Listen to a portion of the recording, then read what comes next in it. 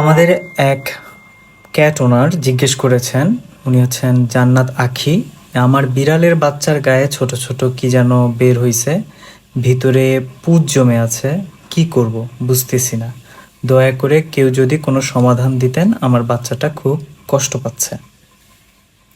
আপনার বিড়ালের গায়ে যে ছোট ছোট পুঁজযুক্ত ব্যাপারটা দেখা যাচ্ছে, সেটা আসলে এক ধরনের ব্যাকটেরিয়াল সংক্রমণের লক্ষণ, যেমন পায়োডার্মা বা অন্য কোনো চর্মরোগ হতে পারে। এটি সাধারণত দূষিত জায়গায় থাকা কামড় বা আঁচড়ের ফলে হয়ে থাকতে পারে, তবে সঠিক রোগ নির্ণয়ের জন্য দ্রুত পদক্ষেপ নেওয়া প্রয়োজন। তো এই ক্ষেত্রে আপনি কি করতে পারেন? আপনার বিড়ালের ক্ষতস্থানটা পরিষ্কার করুন। প্রথমে ক্ষতগুলো মৃদু গরম পানিতে ভেজানো তুলো দিয়ে আলতোভাবে পরিষ্কার করুন।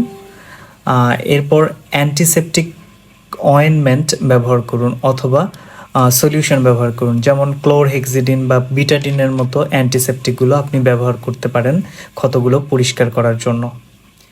আর লাস্ট অফ অল, আপনার জন্য পরামর্শ থাকবে একজন ভেটেরিনারিয়ানের পরামর্শ নিন। যত দ্রুত সম্ভব ভেটেরিনারিয়ানের সাথে যোগাযোগ করে প্রয়োজনে অ্যান্টিবায়োটিক ওষুধের পরামর্শ নিন।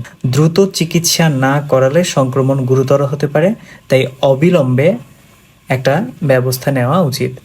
তো আপনার বিড়ালের এরকম বিভিন্ন সমস্যার সমাধান পেতে আমাদের অনলাইন টেলিমেডিসিন সার্ভিস নিতে হোয়াটসঅ্যাপ করুন 01719329794 এই নম্বরে। ডাক্তার পবিত্র মহন্ত, অনলাইন ক্যাট কনসালট্যান্ট।